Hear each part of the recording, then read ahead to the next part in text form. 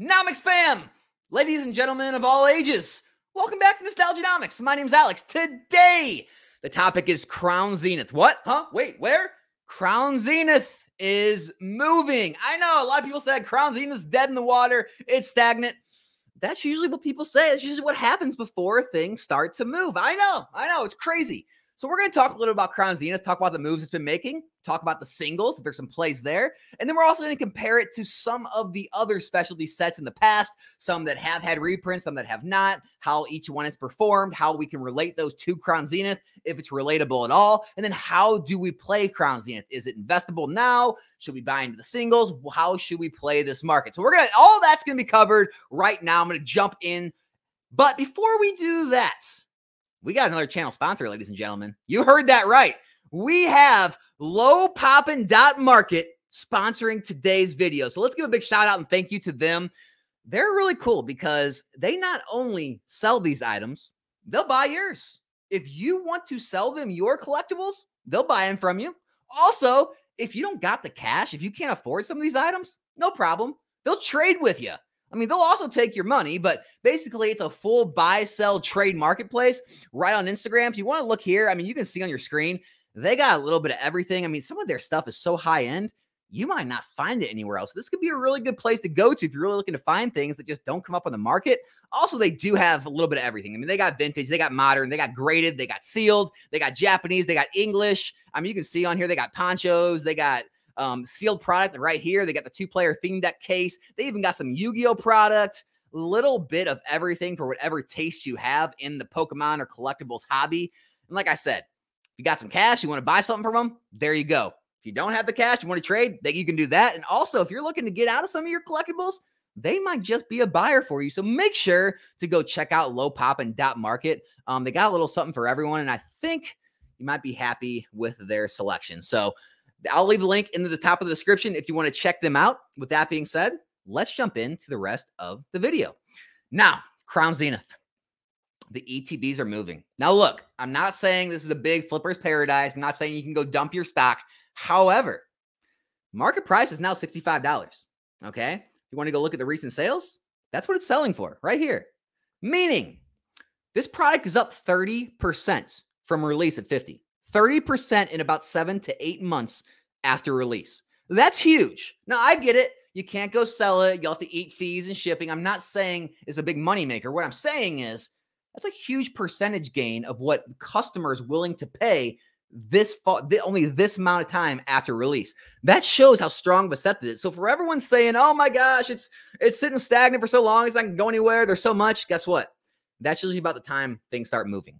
So that's what it's actually selling for. And you can see, I mean, 1, 2, 3, 4. I mean, 4 boxes sold in the 6th. You got 1, 2 on the 5th. You got 1, 2, 3, 4, 5, 6, 7 on the 4th. So I'd say an average of about 4 to 5 boxes are selling every single day. The reason that's important, look at the stock. Okay. Sorry, I'm on the wrong page here.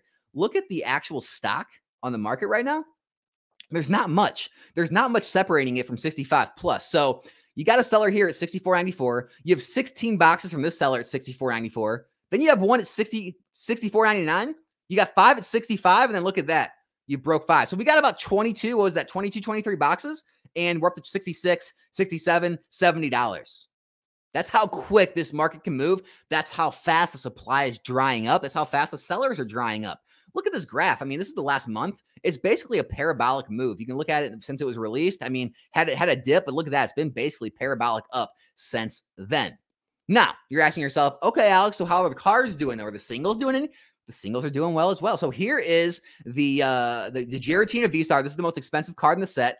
Now, this is what happened last year, right? What you expect from new sets, right? Pre-release, at release, everything's hyped up, and then it crashes. It happens with every set. Don't ask me why. Everyone still FOMOs into pre-release and at release, and it always drops every single time, but we still do this like we're all insane. It's a definition of insanity. Don't ask me why it still happens. It just does. But if you look at the last month, things are rising, right? When you see this happen, like when you see stabilization happen, that's usually when a bottom has been hit, okay? And then if you look at the last month, the bottom usually is, now it's been slowly trickling up. And that's what you want to look for when you finally, feel more confident buying into a card that you feel doesn't have as much downside risk. Now, always risk investing in this stuff. However, that could be the time to move in. And you can see the sales. I mean, 86, 85, it's selling for those prices, 82, 86. You can see what's on the market. Let me go ahead and filter this by near mint real quick. And you can kind of see, I mean, they're drying up. We got this is a Japanese, then it goes, 83s, 84s, 85. I mean, there's not a lot on the market. Every seller only has one available. It can move up very fast. Next up is going to be the Arceus card. Same story. It's got a pretty high dollar amount. Same type of thing. Absolute parabolic move in the last month. All right. So all this stuff's jumping up. You can see multiple sales every single day. The market is drying up. You can go look at the Mewtwo. So this card, in my opinion, this card should be the most rare card, the highest value card in the set. Don't know how it isn't. You got Mewtwo, you got Charizard in the same artwork. You got some Tangrowth back there. It's an awesome card. I don't get it. I mean, it's amazing artwork, but same thing here. Look, this is the year chart. You can see it bottoming. Look at the month. It's starting to move up. We go to the other gold card. We got the original form Dialga. Same type of thing. It's bottoming for the year. You look at the last month. It is on the way up. The original form Palkia for the year. It is bottoming for the month. It is starting to move up slightly. Even the Elisa Sparkle, right? When the full art trainer, it's up there pretty high. Look at a bottom back here. And then for the last month, it's up, kind of stabilizing. It's not having as much movement as the others, but it is up. It is up. And then the last one I'm going to show is this Secret Rare Pikachu. It bottomed out as well for the year. And then the last month, it's had some ups and downs, but it's definitely not moving down anymore. It is starting that trend upwards. So look, Crown Zenith, all signs, sealed singles, it points to a trend upward. The supply is continuing to run out. The sales are happening daily. And as that continues to happen, as supply and the cards continue to sell, we are going to see more pressure to move the charts upward, unless, like I said, there is reprints or there is something else that, starts to tank it. But I just don't see that happening. I think we've reached the point where Crown Zenith may be investable. Just saying. All right. Next up, we're going to look at some other sets. All right. So first up, let's look at Champion's Path. Champion's Path is a very good set to look at, all right? Because one, it does have a Charizard in it, okay? Whereas, I get Champion's Path, Crown Zenith technically does. It's just not one of the major hits. But the cool thing about Champion's Path was it had a reprint. So Champion's Path was, absolutely bananas out of the gate, jumped up to over $100 in ETB, got reprinted, crashed all the way back to the 50s. And now it's already back up over 100. So this thing has hit $100 in ETB twice. You can see over the past month, it's also trending upwards, just like the rest of the market. Again, sales happening almost daily. Okay, almost one sale a day. And then you can see at the market, it's actually drying up pretty quickly. 2 available, 2, 2, 1. And then when you get up to 9, it's already over 110 in ETB. So not a lot left under 111 on TCG Player. And if we look at Champion's Path as a set, I guess it's sort of an opinion, but it's pretty much an objective truth. It's a very much weaker set than Crown Zenith if you look at the depth of the set. It's got the Rainbow Charizard. It's got the Charizard V. Now, look, those two cards are much higher values than any of the Champion's Path card, or the Crown Zenith cards. I mean, look, we can go look at the Giratina, and it's only like $100 value. We look at the Arceus, same thing. I mean, look at the Mewtwo, not even close. So yeah, technically, it does have stronger cards, but those are only 2 cards. Then you drop off to under $10. You got the Gardevoir, you got all the rainbow cards, you have some more VMAXs. So it's just not a very deep set. It's basically an all or nothing, roll the dice and hope you hit one of the 2 Charizards. So I think as an overall set, Crown Zenith is a much stronger set. And so to see a set like Champion's Path, yeah, it came out of the gate super hot. It was during the, when the pandemic was coming down, things were still very scarce. It made sense. It jumped up so quick, but it had a reprint that dropped it down to the 50s, and then it, boom, went back up to the hundreds after all the craziness. That says something. That shows the strength when like good cards in the set, when a set's strong. And so, or at least when the cards in the set are strong, and maybe the product itself is strong, having the Charizard artwork, and seeing how fast prices can rise. So, could Crown Zenith have a reprint? Possibly. We're still in that zone, right? It's not even a year old. Will it completely destroy the set? Maybe not. Now, with that being said, enter Shining Legends. Shining Legends is a great example of when a reprint does kill a set. So Shining Legends, I said Shining Legends, didn't I? Shining Fates. Sorry about that, everyone. Shining Fates. So Shining Fates came out of the gate hot as well. $80, $100 in ETB. That's what it was selling for. It got absolutely slammed with a late reprint, slammed it all the way back to under 40 in ETB, maybe 40 with shipping, and has not recovered. Been stagnant ever since. Look at the chart in the last 3 months. Look at the chart in the last month. It's still going down. I mean, the last year, it still hasn't found a bottom. I mean, absolutely getting crushed. Shining Fates, look at that. I mean, it's a very weak set. Very weak. I mean, you got the Charizard, you got Skyla, and Suicune's barely pushing $10 market price. Everything else is under $10 market price. So you can't really get much weaker of a set. It's basically Charizard or nothing, unless we got some waifu fans that need that Skyla. That's it. And so there's just not a lot Shining Fates has to offer. And all it really had going for it was before the reprint was it was kind of scarce. It got eaten up because it was released during the end of the boom. But now after the reprint, so I don't know if Shining Fates is a good way to compare it to Crown Zenith because it's so weak. Like, yeah, a reprint could hurt Crown Zenith, but I think it'd be more likely to look at a Champion's Path performance over a Shining Fate. So next up, let's look at Celebrations. So Celebrations, I don't want to talk about Celebrations much. You can't compare Celebrations. Don't even try. All right. Completely different set. You could look at Celebrations and say, well, Alex, it's weak too. These are UPC cards. So it's got a Charizard and then it's got a Mew and an Umbreon and the Magic card, but everything else is under $10. Look at this. You got the Birthday Pikachu, Blastoise, Venusaur, $5, $4 cards. It's very weak. Why would anyone want this? It's way overpriced at $80. Look, it's an anniversary set and it has the base set Charizard artwork just like Evolutions. That's all it needs. That's all you need. You need the base set Charizard artwork.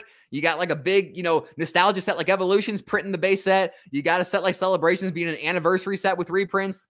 That's all you need in Pokemon. That's all you need to do well. It's not indicative of Crown Zenith or anything else performance. So don't even look at Celebrations when you're trying to compare sets. That's my opinion. Next up, Pokemon Go, the disaster that it is. I know. Yeah, everyone. Yeah, pile on Alex. Let me know how stupid I am in the comments. I know. Pokemon Go still sucks. I'm not even going to try to say anything good about it. Only one good thing I can say, it looks like it is bottoming. I think the mid 30s is going to be the bottom for Pokemon Go. But in the last month, I mean, it's up a couple bucks. It's not really doing anything. There's sales here and there. I'm not trying to say there's any plays here. Also, such a weak set. It's not indicative of Crown Zenith. Don't compare this one as well. I did want to mention one thing, though. Not trying to pump Pokemon Go, but guys, this card is so undervalued. This is an awesome card. I know the rest of the set, and it's kind of weak. Although, it's the first Radiant Charizard. Everyone wants the Crown Zenith one, but this is the first one. So that may be undervalued as well, right? You got the Radiant Blastoise, Radiant Venusaur, cool cards. But guys, this card, I mean, look at this. Alt Art Mewtwo. It's going for what? It's going for $20 near mint. I'm willing to bet, even though the set's so weak, I think this card's undervalued. I wouldn't be surprised if in a year from now, this card is much more expensive than it is. But again, not trying to pump Pokemon Go. I really like that card for the price. Next up, I think this is probably going to be your best comparison. I'm not saying that Crown Zenith is going to get to this price as quickly as Hidden Fates did. However, Hidden Fates came out near the end of Sun and Moon era. Crown Zenith, the end of Sword and Shield era. Hidden Fates, super strong, super deep set, super popular Pokemon. Crown Zenith, super strong, super deep set, super strong Pokemon. And when I say a deep set, I mean the hits go for pages. You can hit so many different cards. It's not chasing after a few hits like we saw in like Champion's Path. So they're both super deep sets. Very popular Pokemon. Hidden Fates, right? Hidden Fates came out of the gate extremely strong, jumped up to like $200 and $300 in ETB. Got a reprint, got smashed down in the low hundreds, and now look at this, it's back in the high hundreds.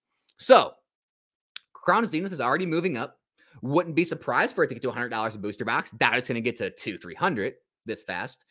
Can it get a reprint? Of course. Will the reprint smash it down like we saw with the Champion's Path or Hidden Fates? Of course. Will it rebound unlike Shining Fates did? Yeah, I think it will rebound. I think the set's strong enough. I think the demand is strong enough. I think there's a lot of people sitting on the sidelines actually waiting for a reprint because they're afraid if they move in too early, they're going to get hammered with a reprint and have to sit on the product longer. But as it ages, if a reprint comes, a reprint doesn't come, year and a half, 2 years, and people feel more comfortable a reprint isn't coming, I think Crown Zenith is going to do extremely well. So Hidden Fates, again, it's selling not quite daily, maybe like a few a week, but it is continuously moving up in the month. I mean, it's bottomed out, moving up for the year, though. It's moving up. And then as far as the set goes, like I said, super deep. It's not just Charizard. Charizard is absolutely insane. I get it, but it's not just Charizard, right? You got all these other cards in the set. You got the Evolutions, you got Cynthia, you got Lady Greninja, you got Gardevoir, Lucario, you got Radiant Eevee, you got their Shining Eevee, Jesse and James, which is an awesome card. You got some gold card. The legendary birds, and you can go for pages. This is the first page still. We're only at $13. I mean, you can go to the second page and you're still finding cards well over $10 market price raw probably in the 40s, 50s, 60s plus in PSA 10s. And so, yeah, Hidden Fates is an awesome set. I think Hidden Fates is a good way to compare Crown Zenith, not price point wise. Hidden Fates, again, different time, right in smack dab in the pandemic. That's why the price point's so high. However, the strength of it, right? How it weathered reprints, how deep the set is, how it has a lot of value in the set, the same way Crown Zenith does. I think Crown Zenith is definitely going to be a good performer. Now, is it the time to buy? If we don't get a reprint, yeah. If we don't get a reprint, now's the time to buy. You can actually find it cheaper on eBay right now. Don't pay $65. Go to eBay and find a cheaper price. I'll leave a link to Crown Zenith in the description. But is it time to move in? Well, you're always going to be dodging a reprint. There could be a reprint come. It's only a 7-8 month old set. So you may want to wait. But if that reprint for some reason doesn't come, Pokemon gets wrapped up in Scarlet Violet, 151 needs a bunch of reprints, Obsidian Flames. Maybe they don't come back to it for some weird reason. Don't know why it happens, but it does sometimes. Yeah, we could see this continue to move up a year, maybe a year plus from now. I wouldn't be surprised to see $80, $90, $100 in ETB. It's not out of the realm of possibility. Okay. As far as the cards go, they're moving up. And again, if we don't get a reprint soon and the cards continue to disappear, they will continue to move up. Meaning, if you are looking to add them to your collection, might not be a bad time. If you're looking to grade them, it's risky, right? It's risky. What if you buy it, grade it, it's getting graded, and then the reprint hits, and the cards drop while it's at PSA or CGC or Beckett, and you get it back, and the value is less than what you pay? It's risky, but it could be time, to kind of ride that wave up to grade it. By the time you get it back, there's no reprint. The grades are higher than they were when you sent it in, and you really make out like a bandit. And so, look, I can't tell you what's right for you. There's a lot of different plays to be made. I think long term, no matter if reprint, no reprint, the set's going to be great. It's already moving in the right direction. So if you want to pick one of those up, again, the link will be in the description. Also, make sure you check out lowpoppin.market on Instagram. If you guys are in the market to buy, sell, or trade, they are there for you. I thank them again for sponsoring today's video. Other than that, thanks everyone for tuning in today. If you like the video, consider subscribing to the channel. I'll be back here in a new video soon. I'm out.